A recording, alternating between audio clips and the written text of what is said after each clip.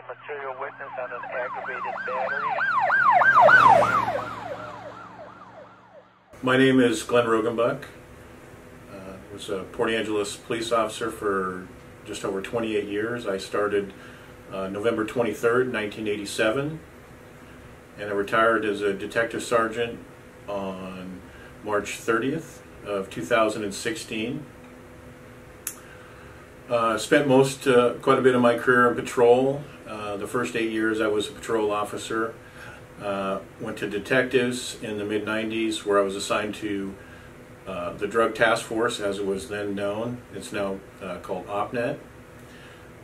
Spent 3 years there, went back to patrol, spent some time, 2 years as the DARE officer, teaching kids the DARE curriculum. In 2003, I was promoted to the rank of corporal. I was a corporal for 2 weeks before I was promoted to the rank of sergeant. I spent the next almost 13 years as a patrol sergeant supervising shift, working the road in the streets of Port Angeles. So one interesting case I had when I was still a young patrolman was in 1991. We had information that a hit-and-run suspect from Kitsap County was in our jurisdiction. I located him in the vehicle at First and Liberty, tried to stop him, and he fled, resulting in a high-speed pursuit with several Port Angeles police cars, several sheriff's deputies, and state troopers. Speeds reached probably between 90 and 100 miles an hour out on the highway, pretty determined not to stop. We reached the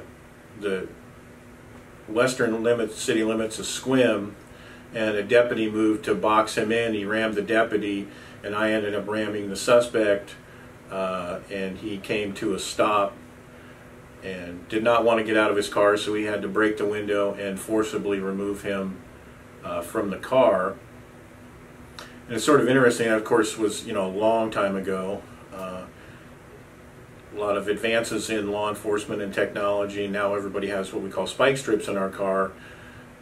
They're tire puncturing device that's designed specifically to slowly let the air out of the tire. And probably about a year before I retired, there was a high-speed chase entering the west city limits. Suspect had been chased for probably 25 miles at speeds of over 100 miles an hour. I was able to throw the spike strips in front of him out near where the old Humane Society was located. Punctured 2 of his tires. They slowly lost air, which forced him to slow down. The speeds dropped considerably down into the 40s, and he was forced to a stop just inside the city limits with nobody being injured. So quite a difference in how you handle pursuits from when I started to how we handled them now. Probably the biggest case I was ever involved with was a double homicide that occurred in April of 1997 when I was still assigned to detectives. So initially it started as a domestic, and he'd taken the mom hostage. She was managed to escape and alert law enforcement. He learned that the police were on the way, and he murdered the 2 children. Fortunately, and really never understood why, but very fortunately he allowed the 2 boys to escape, and they were unharmed. It's one of those cases that really sticks with you your whole life and never ever goes away. I've often thought that you can't walk through hell and not take some of it with you when you go. And this would be one of those cases for me. But I choose to not dwell on that, really. But I focus on the survivors of that tragedy and the people that they are, and the people that they've become. I've stayed in touch with the surviving members of the family over the years, and I think as much as anyone can, being a victim of something like that, they have reached a point in their lives where you know, they're doing okay, I think. And I really can't stress enough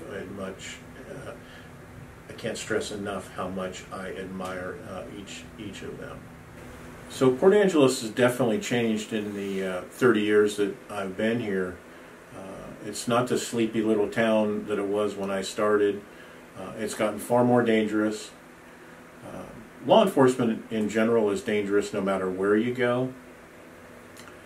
From the big cities, New York, Seattle, to small towns like Port Angeles or Sequim. I mean, it's a dangerous profession. You know, as a matter of fact, I buried two of my friends who were killed in the line of duty here, Wally Davis and Chris Fairbanks. And people are sometimes surprised about that, because they think, Olympic Peninsula, sleepy little town, and it's simply not so. Law enforcement is a dangerous profession, and fortunately, I made it to retirement. Although there was a couple of times where I'm pretty close to not going home at the end of the day. Fortunately for me and my family, I did make it through.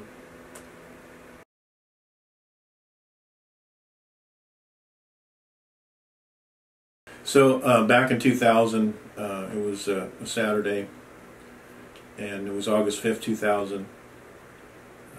I just got back from dare school, and it was a Saturday afternoon. My wife was pregnant, and she was having some contractions, so she was going to the hospital, and she told me, don't be concerned. I said, okay, I'm going to go do my time card at the police station, and then I'll meet you there. So I got to the station, and I walked into dispatch, and I learned that Wally Davis had gone to a call just outside the city limits, and that they couldn't get him on the radio, and the caller had reported a shot had been fired. And so help was on the way. So I left the station, grabbed the ballistic shield. I didn't have my ballistic vest with me, but fortunately I had my gun. And I told them I was on my way, and I had the shield. And two deputies, Ralph Edgington and Don Rydell, showed up and said that Wally was down on the porch.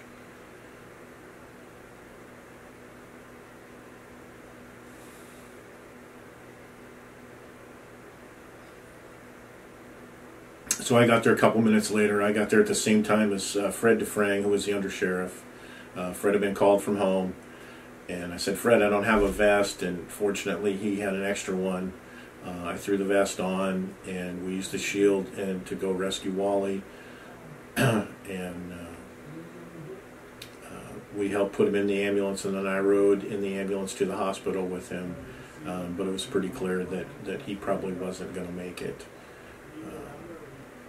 So once I got to the hospital, and this was back before, I might have had a cell phone, but I'm pretty sure I left it in my car. My wife was, I'm sure, frantically trying to get a hold of me because she knew, and everybody did, that an officer had been shot at that point, and she couldn't get a hold of me. So I had to walk up to the maternity ward and tell her that, I was fine, but unfortunately Wally had been killed in the line of duty. That's one of those where you just, you carry that with you till the day you die. You never really truly get over things like that. But you also see the courage that other people and police officers are capable of, and I try to focus on that, and that, I think, helps me deal with those situations. Ultimately, he was convicted and sentenced to, I believe, life in prison. And I'm not 100% certain, but I believe he passed away in prison, but I don't know that for sure. So unfortunately, I've had two friends of mine who were murdered in the line of duty. The second being Chris Fairbanks, September 20th of 2008. She was killed in a campground off of Palo Alto Road. Probably about 1 o'clock in the afternoon. I was off that day again, and the supervisor from the city called me and told me what was going on. So I threw my gear on and grabbed my rifle, and I headed that way. And I got to the command post about 2:30 or so, and spent the next probably 7 or 8 hours helping coordinate the search for the murder suspect. And what we did not know at that point yet is that he had committed a second murder and stolen a truck from an individual, and was actually driving around Swim in the stolen truck. Right around, I think it was probably about 10 o'clock that night, we got a call from the Longhouse reporting they believe the suspect was in the store. 2 deputies showed up and engaged the suspect in a gunfight in which he was killed. None of the deputies were injured, and I spent probably, I don't know, the next 7 or 8 hours helping coordinate that scene as well. You know, it's again, you know, this is one of those cases that you know, it sticks with you, it never goes away. You carry it with you till the day you die, that you had to bury one of your friends. And it is probably, certainly, you know, Wally and Chris, literally two of the most difficult days I've ever had in my entire life.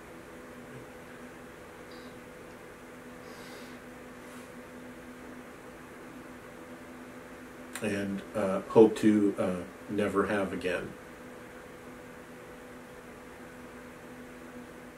So I had a pretty amazing career. I was really fortunate. Worked with and became friends with many incredible people. You know, I loved what I did. I loved going to work. There were obviously a couple of days that I really didn't love. And people ask me all the time if I miss it, and the answer is no. I don't miss it. I don't miss that job. But as my good friend Ron Cameron, who's undersheriff at the Columbia County Sheriff's Department, says, I don't miss the circus, but I do miss the clowns. And I do miss the people that I worked with every day. That's the hardest thing about retiring, is you miss the people that you worked with and talked to every day. And not a day goes by that I don't think about them.